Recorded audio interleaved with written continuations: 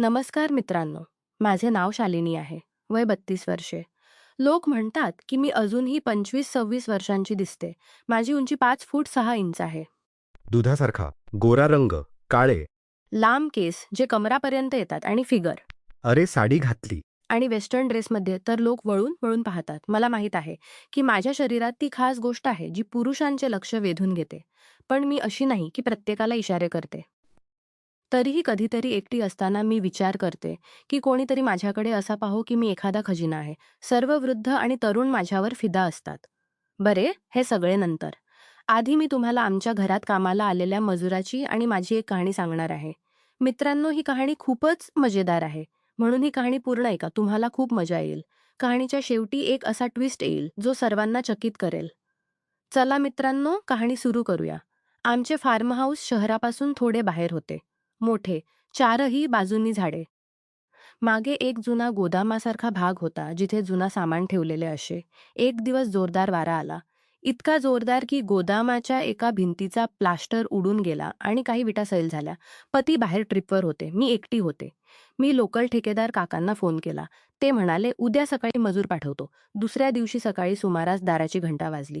मी दार उघडले तर समोर एक तरुण उभा होता. काळा कल्लुटा, पण चेहरा स्वच्छ, मोठ्या मोठ्या डोळे आणि शरीर वाह. जिममध्ये तासभर घाम गाळल्यासारखे. शर्ट घट्ट होते. हातांच्या स्नायूंना बाहेर यायची आतुरता. त्याने हात जोडले. नमस्ते मॅडम, ठेकेदार काका पाठवले आहेत. माझे नाव रमेश आहे. त्याची आवाज थोडी जड होती गावची. मी म्हणाली, ये रमेश, मागे ये. काय काम आहे ते दाखवते.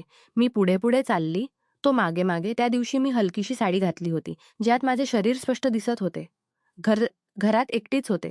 चालताना मला वाटले की तो माझ्या कमरेकडे पाहत आहे. पण मी काही बोलली नाही. गोदामाजवळ पोहोचलो. मी भिंत दाखवली. तो वाकला, हाताने स्पर्श केला आणि म्हणाला, मॅडम, हे तर पूर्ण मजबूत करावे लागेल. 2-3 दिवस लागतील. मी म्हणाली, काही हरकत नाही. आरामात करा. चहा पिणार? तो हसला. जी मॅडम, तुम्ही बनवाल तर नक्की. मी स्वयंपाकघरात चहा बनवायला गेली. तो बाहेर कामाला लागला. मी खिडकीतून पाहत होते. त्याने शर्ट काढला होता. बॅनियनमध्ये होता. घाम वाहत होता. उंचीवरचे शरीर चमकत होते. मी विचार केला, किती तगडा आहे हा मुलगा. गावचे पाणी आणि हवा वेगळीच असते. चहा घेऊन गेली. तो हातोडी मारत होता. मी म्हणाली, रमेश, चहा प्या. तो थांबला. घाम पुसला. चहा घेतला. म्हणाला, मॅडम, तुमच्या चहात काही जादू आहे का? खूप छान बनले आहे. मी हसून पडले. जादू तर मीच आहे. तो एक क्षण मला पाहत राहिला. मी म्हणाली, आरामात काम करा. ऊन खूप आहे. तो म्हणाला, मॅडम, ऊन तर तुमच्यापेक्षा जास्त वाटत आहे. मी चकित झाले. ऊन तर? त्याने लगेच म्हटले, म्हणजे उन्हापासून. आम्ही दोघे हसून पडलो. संध्याकाळमधून पाणी आणि ज्यूस घेऊन जात होते. मी मधून पाणी आणि ज्यूस घेऊन जात होते. एकदा तो शिडीवर चढला होता. मी खाली उभी होते. वरून त्याची नजर माझ्यावर पडली. मी साडीचा पल्लू व्यवस्थित केला. तो म्हणाला, मॅडम, सावध राहा, कुठे पडू नका. मी म्हणाली, तुम्ही वर आहात. तुम्ही पडाल तर मला खाली पकडावे लागेल. तो हसला. संध्याकाळी काम संपवून तो जायला लागला. मी पैसे दिले. तो म्हणाला, उद्या पुन्हा येईन मॅडम. मी म्हणाली, हो, नक्की ये. आज मी कुर्ती आणि लेगिंग्स घातली होती. घरात आरामात. मला पाहून तो म्हणाला, मॅडम, आज तर तुम्ही खूप छान दिसत आहात. मी हसून म्हणाली, तुम्हीही तर कालपासून जास्त स्मार्ट दिसत आहात. तो लाजला. काम सुरू झाले. आज तो भिंतीत भोग करत होता. धूळ खूप उडत होती. मी जवळ उभी होऊन बोलत होते. मी विचारले, बरं रमेश, लग्न झाले की नाही? तो म्हणाला, नाही मॅडम, अजून मजुरी करत आहे. घर चालवायचे आहे. मी म्हणाली, बरं मग आवडती मुलगी कोण? तो थांबला. मला पाहिले आणि म्हणाला, आवडतात खूप. मला पाहिले आणि म्हणाला, आवड पाहिल का बरं? मी हसून म्हणाली, पाहतात, खूप पाहतात. मी हसून म्हणाली, पाहतात, खूप पाहतात. तो गप्प झाला. मग कामात लागला. दुपारी भाजी, डाळ. त्याला बोलावले. आम्ही बरामद्यात बसलो. तो खात होता. कौतुक करत होता. म्हणाला, मॅडम, तुमच्या हातचे जेवण खाऊन वाटते की आईने बनवले आहे. मी म्हणाली, आई नाही, काहीतरी दुसरं होऊ शकते. तो प्लेटकडे पाहू लागला. मी हसत म्हणाली, मजाक करत आहे. पण मनात विचार केला, हा मुलगा किती शरीफ आहे. जेवण संपवून तो म्हणाला, मॅडम, तुम्ही एकटी राहता. भीती वाटत नाही? मी म्हणाली, आता तुम्ही आलात तर भीती कशाची? तो हसला.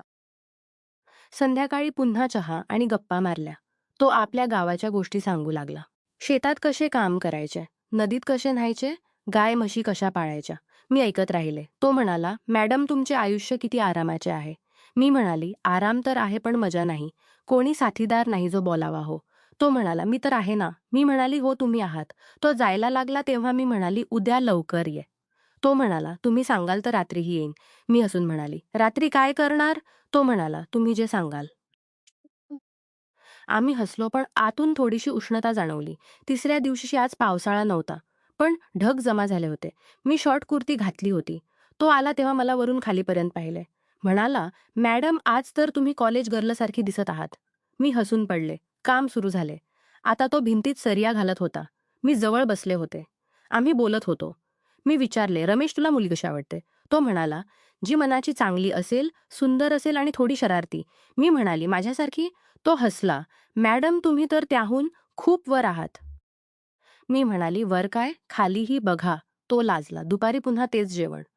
आज मी त्याच्यासाठी स्पेशल चिकन बनवले होते. खाऊन तो म्हणाला, "मॅडम तुम्ही लग्न करूनही इतके छान जेवण बनवता." मी म्हणाली, "लग्नानंतर आणखी छान बनवायला शिकलो." पतीला खुश ठेवण्यासाठी तो गप्प झाला. मग म्हणाला, "पतीजी खूप लकी आहेत." मी म्हणाली, "लकी ते आहेत जे माझ्यासोबत राहतात." तो मला पाहत राहिला.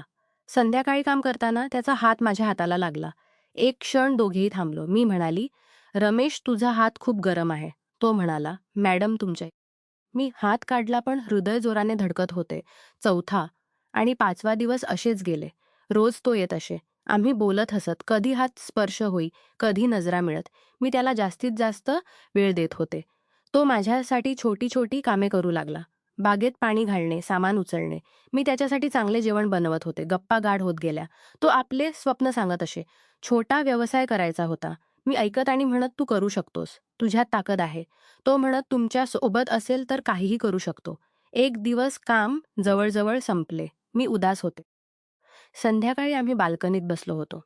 मी म्हणाली, "रमेश उद्यापासून तू येणार नाहीस ना?" तो म्हणाला, "मॅडम तुम्ही सांगाल तर रोज येईन. काही काम शोधून काढू." मी म्हणाली, "काम काय?" "फक्त असेच या." तो म्हणाला, "फक्त असेच दुसरे काही नाही." मी हसून म्हणाली, "दुसरे काही होऊ शकते पण आधी तो रोज येऊ लागला. आता काही काम नव्हते. फक्त आम्ही बोलत असू." मी त्याला वाचायला-लिहायला शिकवू लागले. तो अनपढ होता पण लवकर शिकत होता. मी त्याच्यासोबत बसून पुस्तके वाचत होते. कधी त्याचे खांदे माझ्या खांद्याला लागत.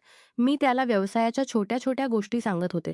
माझ्या मदतीने त्याने एक छोटा ठेका घेतला. हळू-हळू तो पुढे जाऊ लागला. एक दिवस त्याने म्हटले, "मॅडम माझे आयुष्य तुम्ही बदलून टाकले. आधी मी फक्त मजूर होतो, आता स्वप्ने पाहतो." मी म्हणाली, "तू माझ्या आयुष्यात रंग भरलेस, एकटेपणा दूर केला." मग एक दिवस मोठा ट्विस्ट आला. तो माझ्याजवळ आला. थोडा घाबरत होता. म्हणाला, "मॅडम मला काही सांगायचे आहे." मी विचारले, "काय झाले?" त्याने एक जुना लिफाफा काढला, ज्यात माझ्या वडिलांच्या युवावस्थेतील एक फोटो होता. म्हणाला, "मॅडम हा माझा बाबा आहे." मी चकित झाले. मग त्याने संपूर्ण कहाणी सांगितली. माझ्या वडिलांची पहिली लग्न गावात झाले होते. ती बाई मरण पावली. मूल होते रमेश. वडील शहरात आले. दुसरे लग्न केले. मी जन्मलो. कोणालाही माहीत नव्हते. रमेशला जेव्हा कळले तेव्हा तो मला शोधत आला पण कामाच्या बहाण्याने. मी रडू लागले. मी त्याला बहिणीप्रमाणे मिठी मारली. म्हणाला, "दीदी तू माझी मोठी बहीण आहेस." आम्ही दोघे रडलो आणि मग हसलो. आता आम्ही भाऊ-बहीण आहोत. तो माझा धाकटा भाऊ. त्या दिवसापासून आमचे नाते अधिक गाढ झाले, पण ते पवित्र होते. आता तो यशस्वी बिझनेसमॅन आहे. मी त्याची दीदी. बस ही माझी कहाणी आहे. जे काहीतरी दुसरे होईल असा विचार करत होते, ते झाले नाही. पण जे मनापासून ऐकतील त्यांना कळेल की सच्चे नाते किती मौल्यवान असते.